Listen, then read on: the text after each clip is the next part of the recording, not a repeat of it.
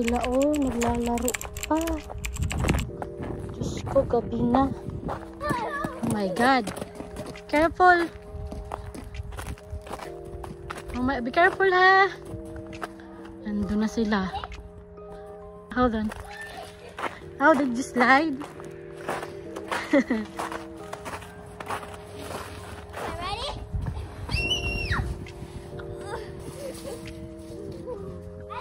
Ang dami pang snow, hindi pa siya nalalagas. Namimiss ko na mag-garden ngayong summer.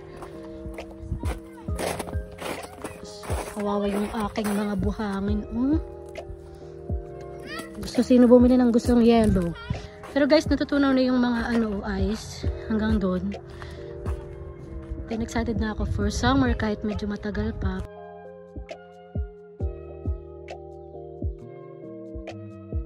Paggabi na, bibili muna ako ng pizza.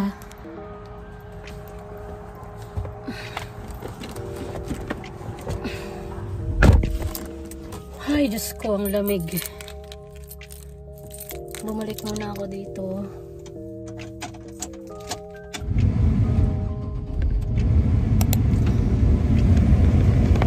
Okay. Hello fam! Andito ako ngayon sa Papa John's. Papa John's? Charis. Papa John pizza. Masarap naman siya, pero mas gusto ko siya sa King Pizza. Very thin, pero very crusty and very delicious doon sa King Pizza. Pero dito naman sa Papa John, masarap naman siya actually. Ganun, ito yung pinakamalapit sa amin, kaya dito na lang din kami pumunta. Para din kasi yung mga bata nag-sleep over sa bahay, kaya mas maganda na bigyan sila ng rewards kasi nga doon nakakatuwa naman yung mga bata pag sama-sama. Ito lang naman yung mga libangan ng tao dito, no? Pag order ng pizza, halos puro processed food na yung kinakain. Pero meron naman syempre fresh yung mga kinakain. Pero dahil syempre sobrang pagod nila, kakatrabaho, wala na silang oras magluto, kaya puro processed food, and then yung ready to eat na siya. Pero ako talaga, lagi ako nagluluto ng sa bahay kasi nga syempre medyo magastos din kasi yung cost of living kasi dito syempre sa US mahal, diba? Kaya much better na magtipid-tipid din tayo kahit pa paano para, diba, marunong naman tayo magluto. After nito pupunta na ako sa Kroger kasi may bibilhin din akong prutas kasi halos 3 days na walang prutas sa bahay. Ito yung din dito pinapupuntahan ng mga tao, yung Santan City, yung gusto na lang umitim yung balat nila. Tayo naman gusto naman natin na pumuti, diba? Baliktaran dito. Dito gusto nilang umitim. So hindi natin kailangan magpatan. Eto na yung ating pizza.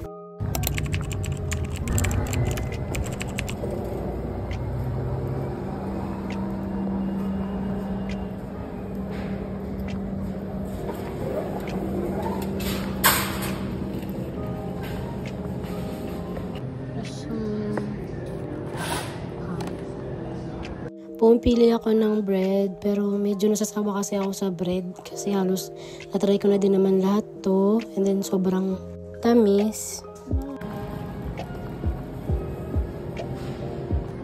Eto, nakuha ko na yung favorite nating banana bread. Kuha tayo ng oil.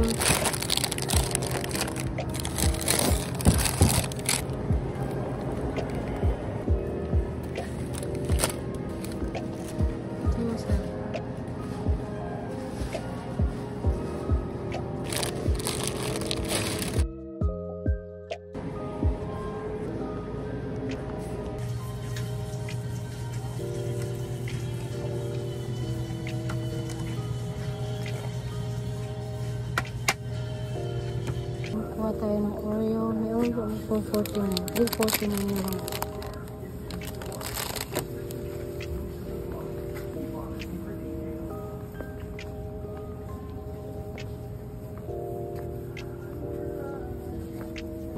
Buy one take one ulit itong mga chickens.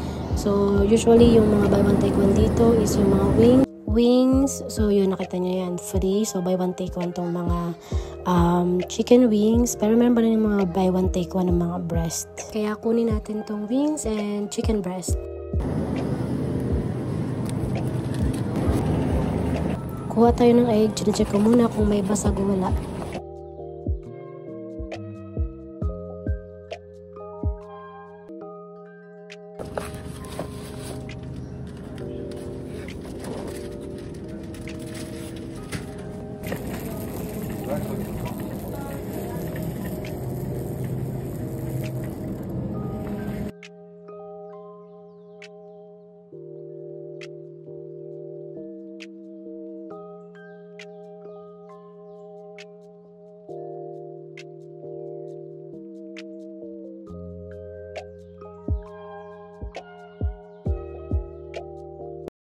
Tapos na tayo sa Kroger, na grocery. Kumuha lang ako ng mga ilan lang na kailangan lang sa bahay. Especially yung fruits at vegetables. And then, buy one take one kasi lagi dito yung mga chicken sa Kroger. Kaya lagi akong napupunta dito. Kasi lagi talagang buy one take one. Mas makakamura tayo. So, nakauwi na ako. So, ito yung in-order kong pizza. Ito yung cheese. Masarap din yung cheese nila. And then yung pepperoni pizza. Dalawang pepperoni, cheese, and also cheese. So, yun lang. Have a good day, everyone. Good night.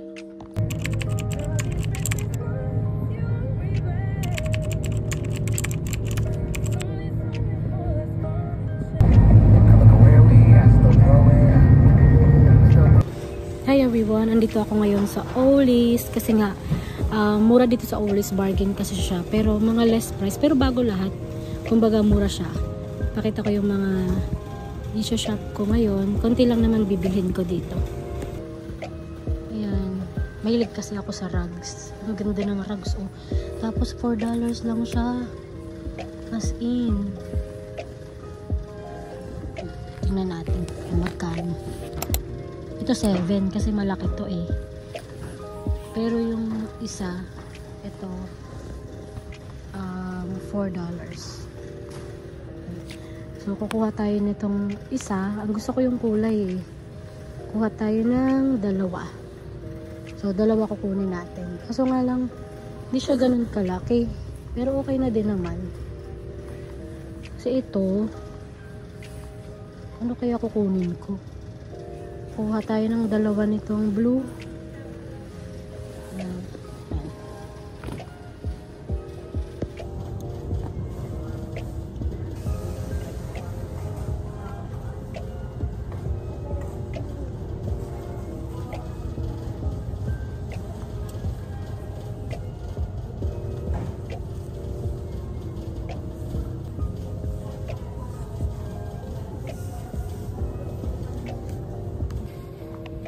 Ayoko kasi nito kasi kapag winasher mo siya, mag-spread out tong mga ano niya, plastic. Kaya ayoko siya. Gusto ko talaga yung talagang tela, yung kahit yung likod niya, para pagka winawash sa washer, hindi siya magtatanggal-tanggal. So, ito yung kinuha ko.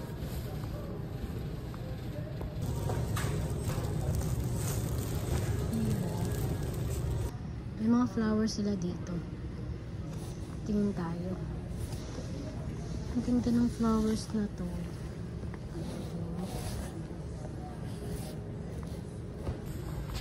Ito naman, nasa $2. Ang cute nito sa restroom, ang display. Nasa $2 lang siya, $2.49. The flowers. $2. Ito, favorite ko to. Itong Tootsie Roll. Masarap to. Ang dami nilang chocolate na mura dito. Ito, meron din silang Del Monte Dice. Parang kailangan ko to sa spaghetti. Itong tomato sauce. Ito yung mga nuts. Ito, masarap to. Na-try ko na to. Mura talaga sa Ollie's, $9. Almost 10.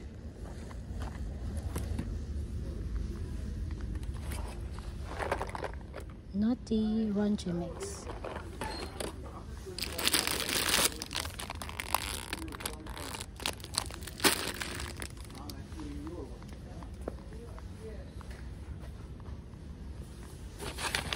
Ito, Antioxidant Mix Power Up Premium Trail Mix.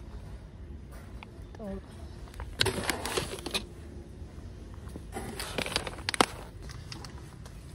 Kuha tayo nitong pink Himalayan salt. Pero ito yung kukunin kong powder.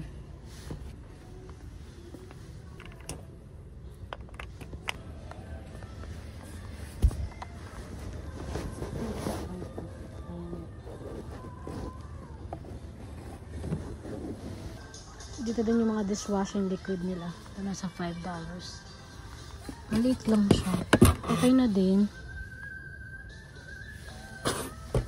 $5.99.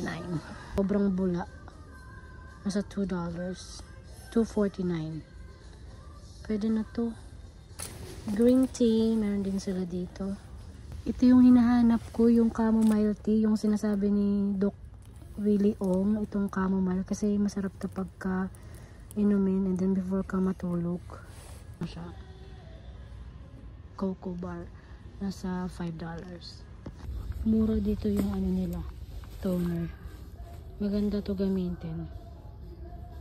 Nasa 5. Gusto ko itong kunin na coconut sa hair ko. Kaso baka sobrang lagkit.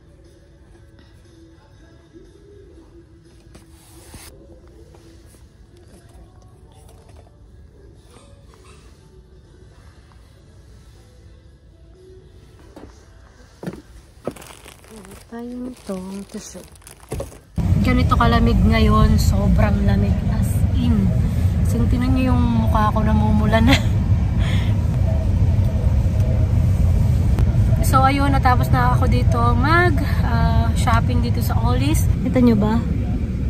Yan yung Ollie's. And nakita nyo kung gaano kalamig ngayon. Pati yung nose ko talagang grabe. Para ako magkakaano. Yan yung Ollie's.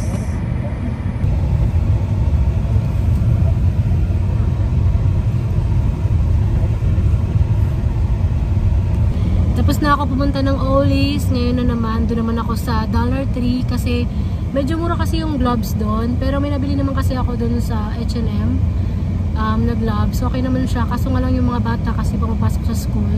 Kaya kailangan talaga nila ng Diyos ko, nahihilo ako sa lamig. Kailangan talaga nila ng gloves na sobrang kapal kasi parang hindi kakayanin ng mga bata na walang gloves talaga kasi magkaka-frostbite ka. Pwede silang magka-frostbite kung hindi sila magka-gloves tapos mababad sila ng 30 minutes sa snow. Grabe, kaya hanggat maaari sinusundo ko sila dun sa pag-drop na sila ng school bus para hindi sila maglakad dun sa bahay. So bakang lamig, grabe. Siyempre, first time namin din dito ma-experience yung ganito kalamig sa US. So yun, siyempre medyo nai-ignorante tayo dahil pero maano naman tayo, ma-handle naman yung lamig basta nasa proper ano ka naman, clothes yung paggamit mo.